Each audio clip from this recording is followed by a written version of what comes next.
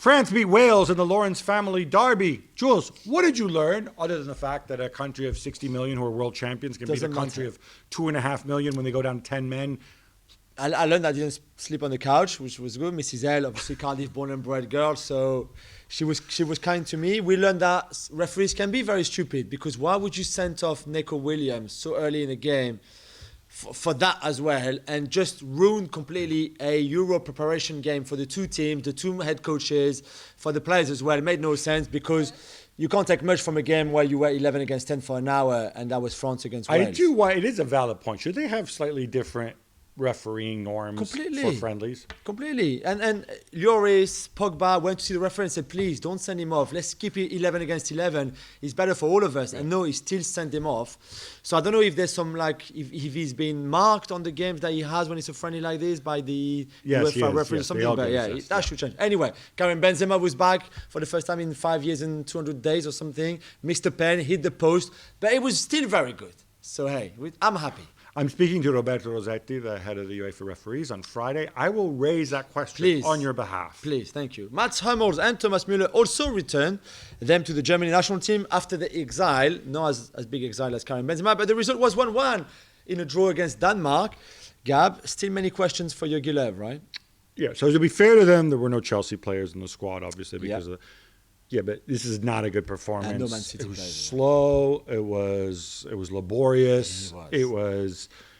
I actually thought Hummels was at fault for the goal as well. I mean, great pass from Eriksen to Poulsen, but still. Thomas Muller looked a little bit better. He played center forward, but again, or his own interpretation of center forward. I don't know what you learned from this, other than the fact that you got a game under your belt. And they still can't defend, though. No, they're all over the place. Yeah. England beat Austria 1-0. Jules, there were a million players missing again. No United players, no City players, no Chelsea players. So maybe it's best not to make a big deal out of this, although I did enjoy Jack Grealish. Yeah, me too. Can I make a big deal about Jesse Lingard? What? How can you start a player in a game like this that is preparing you for the Euros, and that player is not going to be at the Euros? Well, because somebody might get injured, you can still make changes to your squad, and so what? He should not be in that team, considering that he's not going to be at the Euros. He might be at the Euros now. But right now he isn't at the Euros. He's not going. He's not on that plane. So why would you play him in a game? You only have 2 games to prepare you for the Euros, and yet you play people who are not going to be there. Well, look, he would have had to play another winger, and surely the only winger option on the bench was Jadon Sancho, and who's ever heard of him? I'm just kidding. Yeah, no, I agree with you. It doesn't make any sense. I'm assuming Sancho wasn't fit. Yeah, I think he was ill. He had a bit of illness. But still, whatever, I mean, you could find another way. But I like Grealish. Bukayo Saka scored his first England goal, which was great. First start for Bellingham as well, before the Euros, which is good for him. So there was some positive stuff, but they didn't play well.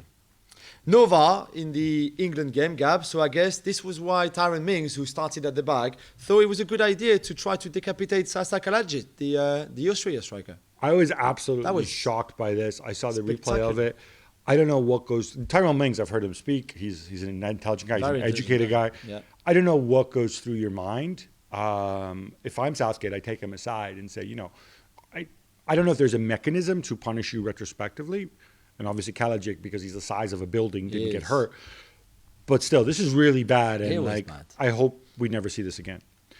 And it's bad news for Trent Alexander-Arnold. Now, we'll know for sure later on. That didn't look good. At the very end of the game, he's really, really upset. He somehow injured himself without getting touched. Maybe it's a muscle, something's gone. Maybe. Yeah, it looks like it's a thigh injury with a muscle. And so close to the Euros, it's not good, because if you're going to be out for 3 or 4 weeks, there's no point. Especially when there's enough right backs already. Especially at his position. So you have to feel it, especially the roller coaster that he's been for him. Yeah. Being dropped in March, being back, not sure if he was going to make the squad. He made the squad, played, and then all of that. I do feel if it's sad. 3 weeks and you have 26 players, maybe you take them along just in case. Yeah, I agree. Both teams, England and Austria, took a knee before kickoff, Gab, in Middlesbrough, and they were booed by some portions of the crowds. This is your topic. You must have gone mad in front of the television.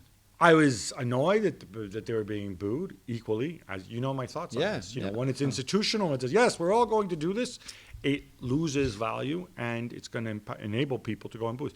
Much better. Leave it up to the players. ones who want to do it, but we don't need this corporate stamp of approval, I think. Holland and Scotland battled to a 2-2 draw, late equalizer. Jules, it's more opportunity for you to have a go at Frank de Boer. Did you notice he got Quincy Menig, who's not in the squad, muddled up with Quincy Promise, who is in the squad?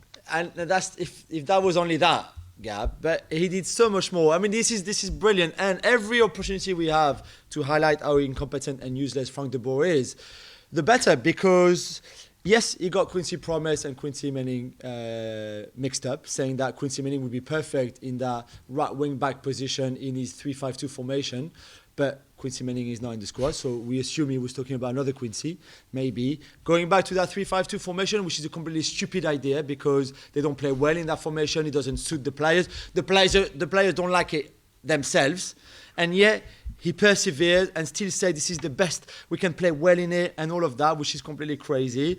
He also justified the fact that Donny van de Beek has made the squad for the Euros by saying he's played 4,000 minutes with Manchester United this season. Well, no, he hasn't, because he's played 1,400 and something minutes. If you count training sessions, maybe? Maybe training session. Maybe he counted all the miles that, you know, he went on a plane, on a journey with his car, going to the supermarket. At the time he was warming up on the sideline. Yeah, on the sideline, exactly. Because he probably got confused with another player, David Claessens maybe, or someone like that. I mean, it's just the amount of rubbish that De Boer either says or does since he took over that national team is just beyond me. I can't understand how he will lead that team at the Euros. Can you think of a Dutch manager who would be a worse option to replace Ronald Koeman than Frank de Boer? No. Okay, so And I don't if know it comes down to Koeman idea. or de Boer, you'd keep Koeman, yeah? God, who's got the idea that he should get sacked and never work again in football? Thanks so much for watching ESPN on YouTube. And for more sports highlights and analysis, be sure to download the ESPN app. And for premium content and live streaming, subscribe to ESPN Plus.